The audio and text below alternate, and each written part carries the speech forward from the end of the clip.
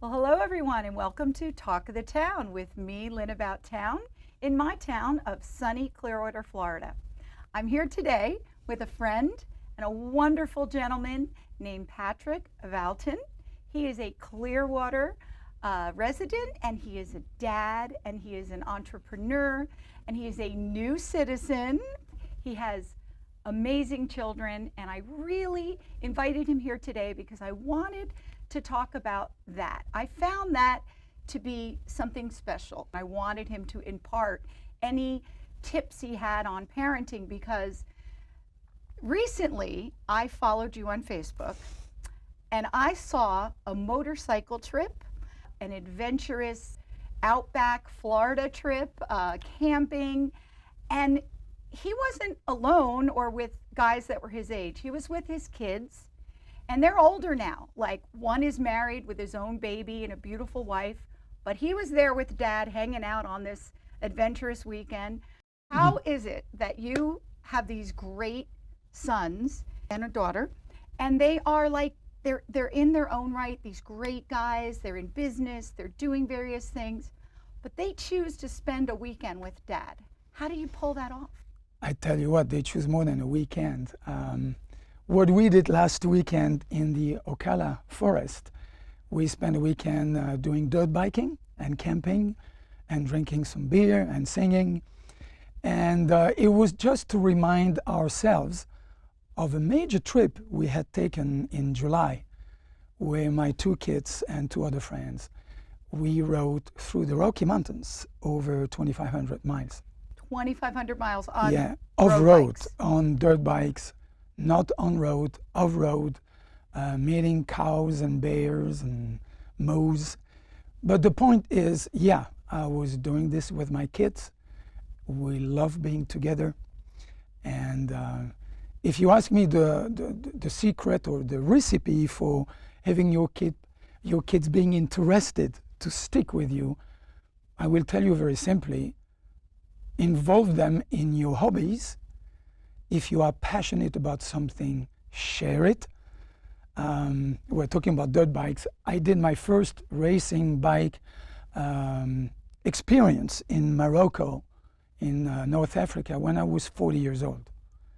So my kids were born on a dirt bike. Oh my goodness. Right? My first experience, I was 40 In years old. Morocco. In Morocco, yeah. I mean, a guy told me then, I've been a martial artist all my life. I used to be European champion of karate. I did not know that. You didn't know that, right? Whoa. And one day a guy tells me, karate is for, young ladies. You could never do what I do. And I said, what are you doing? And he said, I do desert dirt bike racing.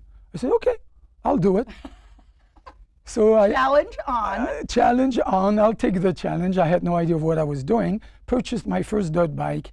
And 3 weeks later, I was in the desert racing with 3 kids, right? How old were the kids then? The kids at that time were, Nathan was actually 1 year, not even 1 year old. Oh my gosh. Yeah, Steve was about 9 and then Caroline was 11. So for 10 days, they had no clue where I was because there was no internet at that time, definitely not in the desert. Yeah. But it was a passion that grew very fast. And I shared. So my kids have been dirt biking with me for the last 30 years and Nathan for the last 20 years. That's incredible. Yeah. Incredible. Yeah. I would never had the amazing pleasure to have a life like I have with my kids if it had not been for my wife. I remember a song where it says, behind every successful man, there's a very smart, courageous, and brave woman. So that definitely applies to my family. Chantal. Her name is Hats off to Chantal, you. absolutely. And she's definitely a major component of my success and happiness in life. What you might not know is I was born and raised on the street. Never heard that, right? No. Tell us that because that is. I was literally born and raised on the street, and I had to steal food for surviving when I was 4 or 5 years old. And Is this in a big city? I was in a big city back in Europe, in Belgium, and literally, living on the street, growing on the street, fighting on the street. But very early on, I have to tell you, I decided I'm going to have the best family that everybody will be able to look at and say, wow, what a happy, amazing family. Wow. And I remember having that thought when I was not even 10. Oh my gosh. And, you know, I never had a mother or father to go to. But I remember saying to myself, I will be the best father you can get. So it really helped me develop that state of mind. Mm-hmm. And funny enough, when I met my wife, I was not even 18. She was not even 16. No kidding. And you can imagine street boy, like a tramp, all right? Really, literally living like a tramp. And I met your wife, and I know her a little bit. She's a classy lady. And she was more of the bourgeois type of family. You know, it was so funny because I told her when we met, one of the first things I told her is, I wanted to create the best family, a model family, just to show to everybody else that it is possible. Wow. To be happy with a great family. And look at that.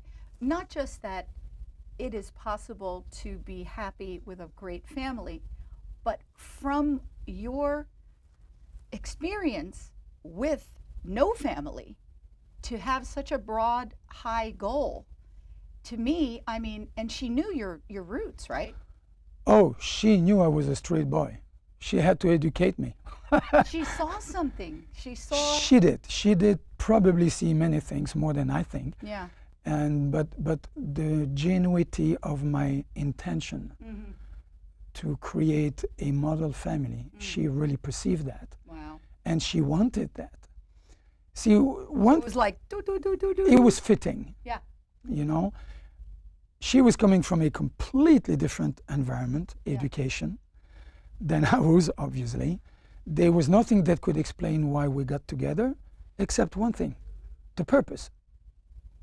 The purpose of having a great family, having great kids, and educating your children to actually make them happy.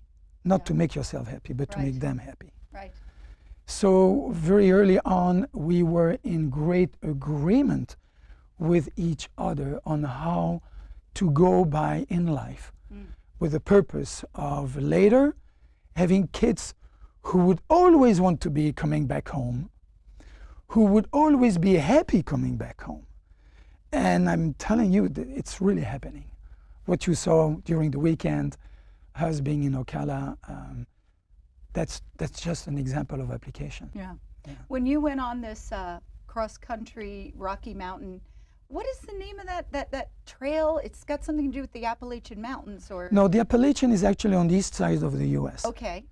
Yeah, it's the Grand Divide Ride, GDR. Divide Ride. The Grand Divide is the Rocky Mountains dividing, you know, the east and the west. Got it. And what we did, about 2 weeks, it took us about 2 weeks, we actually started in Canada, Jasper, Canada, Okay. went down through Banff, Montana, Wyoming, down to Colorado, and did the trip in Denver. Wow. Sleeping in the wild. We had such a blast. For me, I would not say it was kind of a bucket list item, but kind of, Yeah. except that we're going to do it again. Yeah. We are actually going to do next year the Appalachian Oh. Trail, which is about 2,000 miles. Yeah, on dirt bikes. So Yeah. let me ask you this. So you're on a dirt bike, which means you're not on one of those big wide Hondas with, you know, No, looking, you know, real cozy. This is like boom, boom, boom. this is physical, this is technical. You need to know what you are doing. Wow.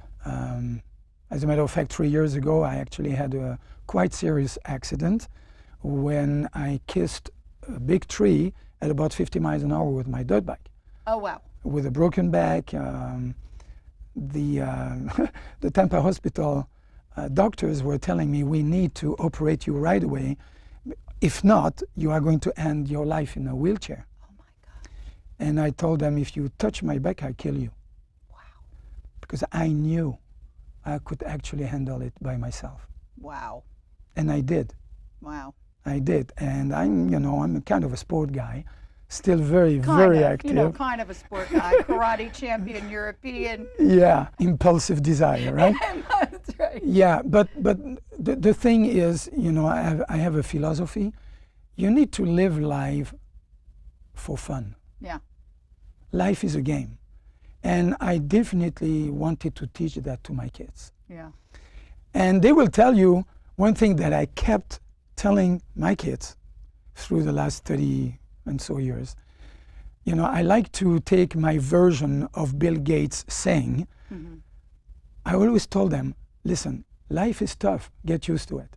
Mm. And one way to get used to it is to have fun as much as you can.